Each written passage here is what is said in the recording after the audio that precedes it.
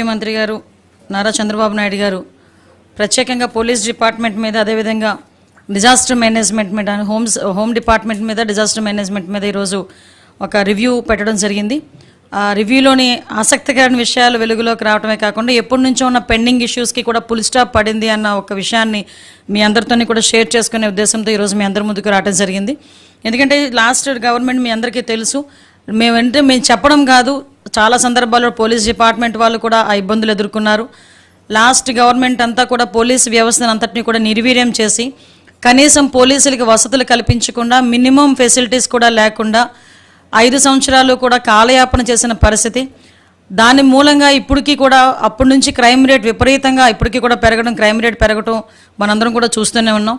సుమారుగా మనం అప్పటి నుంచి 2014 to 19 తర్వాత 19 to 24 మనం అనాలిసిస్ కూడా చూసుకుంటే మ్యాక్సిమం క్రైమ్ రేట్స్ ఒక్కొక్క దగ్గర అయితే ఉమెన్ అట్రాసిటీస్ అయితే దగ్గర ఒక 80% వరకు పెరగటం, గాంజావ్ అయితే 100% వరకు పెరగటం, పోక్సో అయితే సంబంధించి 120% వరకు కూడా పెరగటం, ఇవన్నీ కూడా మనం చూస్తూ ఉన్నాం.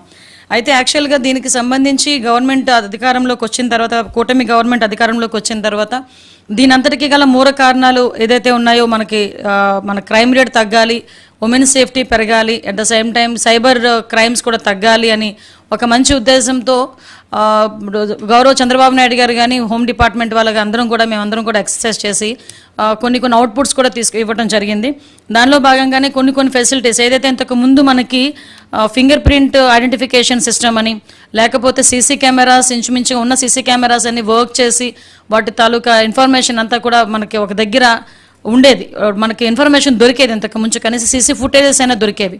సో ఇలాంటి సిచ్యువేషన్స్లో కనీసం వాళ్ళకి ఎటువంటి బిల్లులు చెల్లించకపోవటం వల్ల ఆ ఫింగర్ ప్రింట్ ఐడెంటిఫికేషన్ సిస్టమ్ లాంటి సిస్టమ్స్, అదేవిధంగా మనకి మోడరైజేషన్ ఆఫ్ పోలీస్ ఫోర్సెస్ సంబంధించి MOPF సంబంధించి సెంట్రల్ గవర్నమెంట్ నుంచి వచ్చిన సొమ్ము కానీ ఇవన్నీ కూడా రాకపోవటం, ఈవెన్ సుప్రీంకోర్టు గైడ్లైన్స్ ప్రకారం అంటే ఎందుకు ఈ మాట చెప్తున్నానంటే, యాజ్ పర్ సుప్రీంకోర్టు గైడ్లైన్స్ ప్రకారం ప్రతి పోలీస్ స్టేషన్ దగ్గర 6 సీసీ కెమెరాలు పెట్టాలి.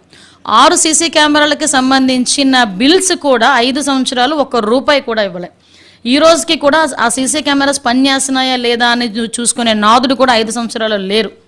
ఇలాంటి ఆశ్చర్యకరమైన విషయాలన్నీ కూడా కొన్ని సందర్భాల్లో మనకు తెలియడం, మళ్ళా తిరిగి ఈరోజు బయటకు వచ్చి ఈరోజు జగన్మోహన్ రెడ్డి గారు బయటకు వచ్చి భద్రత గురించి అదేవిధంగా ఉమెన్ సేఫ్టీ గురించి మాట్లాడటం, ఇవన్నీ చూస్తూ ఉంటే కంపారిజన్ కూడా తెలియాలనే ఉద్దేశంతో చాలా క్లియర్గా చెప్పడం జరుగుతుంది. ఈరోజు గౌరవ ముఖ్యమంత్రి గారు చేసిన రివ్యూలో కూడా చాలా క్లియర్గా సుప్రీంకోర్టు గైడ్లైన్స్ ప్రకారం పెట్టాల్సిన 6 సీసీ కెమెరాలకి సంబంధించిన ₹11 కోట్ల కూడా ఇమ్మీడియట్గా క్లియర్ చేయమని చెప్పి ఈరోజు గౌరవ ముఖ్యమంత్రి గారు ఆదేశాలు ఇవ్వడం జరిగింది.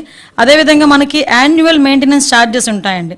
ఆ మెయింటెనెన్స్ ఛార్జెస్ ఏంటంటే ఈ ఫింగర్ ప్రింట్కి సంబంధించిన ఐడెంటిఫికేషన్ టూల్స్ మనకి యూటిలైజేషన్కి కానీ, అదేవిధంగా పామ్ ఐడెంటిఫికేషన్, ఇప్పుడు ఎక్కడైనా అర్ధరాత్రి బీట్కి వెళ్తారు పోలీసులు, ఎవడో మనకి అనుమానాస్పదంగా తిరుగుతుంటాడు, వాడికి ఇంతకుముందు క్రిమినల్ బ్యాక్గ్రౌండ్ ఉందా లేదా అని చెప్పుకోవడానికి మనం మళ్ళీ తీసుకొచ్చి క్రిమినల్ రికార్డ్స్ తీసుకున్నాల్సిన అవసరం ఉండేది కాదు. ఈవెన్ వాళ్ళ దగ్గర ఉన్న ఈ ఫింగర్ ప్రింట్ ఐడెంటిఫికేషన్ మిషనరీతోనే వెంటనే ఇమీడియట్గా వాడు అక్కడ ఫింగర్ ప్రింట్ వేస్తే వాడికి ఇంతకుముందు క్రిమినల్ బ్యాక్గ్రౌండ్ ఉందా లేదా అనేది చాలా క్లియర్గా అర్థమైపోయేది. ఇమీడియట్గా వాడికి ఆ క్రిమినల్ బ్యాక్గ్రౌండ్ ఉంది అనుకుంటే కనుక టక్మని తీసుకొని వచ్చి వాడి మీద కేసు పెట్టి యాక్షన్ తీసుకునే పరిస్థితి కూడా ఇంతకు ముందు ఉండేది. సో లాస్ట్ 5 yearsలో ఆ ఫింగర్ ప్రింట్ ఐడెంటిఫికేషన్ అన్నది పూర్తిగా నిర్వీర్యం అయిపోయింది. అంటే వాళ్ళు ఏంటంటే వాళ్ళ మినిమం మెయింటెనెన్స్ డబ్బులు కూడా ఆ రోజుల్లో ఇవ్వకపోవటం వల్ల ఈవెన్ ట్రాఫిక్ చలానాల్స్ కానీ, అంటే ఎక్కడైనా ఈ పామ్ ఐడెంటిఫికేషన్స్ కానీ, ఈవెన్ గంజా ఐడెంటిఫికేషన్ టూల్స్ కానీ, వీటన్నిటికీ కూడా మెయింటెనెన్స్ ఇంతకు ముందు ఉండేదా, మెయింటెనెన్స్ అంతా కూడా 5 సంవత్సరాలు పోవటం వల్ల అవన్నీ కూడా మూలన పడిపోయిన పరిస్థితి. మళ్ళీ వాటన్నిటిని కూడా ఈరోజు రీస్టోర్ చేసి వాటన్నిటికీ కూడా ఏదైతే వాళ్ళ ఛార్జెస్ ఉన్నాయో ₹10 కోట్ల, ఆ ₹10 కోట్ల కూడా ఈరోజు ఇమీడియట్గా రిలీజ్ చేసి వాటన్నిటినీ కూడా మళ్ళీ లైవ్లోకి తీసుకొచ్చి ఏదైతే ఫింగర్ ప్రింట్ ఐడెంటిఫికేషన్ అవన్నీ కూడా మళ్ళీ పోలీసులకు అందుబాటులో తీసుకొచ్చి ఎక్కడైతే నేరాలు జరుగుతాయో, అనుమానాస్పదంగా తిరుగుతారో ఆ క్రిమినల్స్ పట్టుకునే విషయంలో వాళ్ళకి కూడా ఒక మంచి ఆపర్చునిటీ కింద ఇది కూడా భావించుకోవాలి మనం. అదేవిధంగా ఇంతకుముందు మీకు చెప్పాను, ఇంతకుముందు మనకేంటంటే 15,000 సీసీ కెమెరాస్ మనకి ఇంతకుముందు ఉండేవి. ఆ సీసీ కెమెరాస్లో మనం మొన్నటి వరకు అసలు పనిచేసేవి కాదు, కొన్ని పనిచేసిన దాంట్లో కూడా ఫుటేజెస్ కూడా మనకు వచ్చేవి కాదు. ఇప్పుడు ఈ 15,000 కూడా అసలు ఎన్ని వర్క్ చేస్తున్నాయి, ఇంకా ఎన్ని కావాలి? ఇప్పుడు చాలా క్లియర్గా చెప్పిన పరిస్థితి ఏంటంటే ఎక్కడైనా ఒక నేరం చేసి తప్పించుకోవడానికి వీలు లేదు.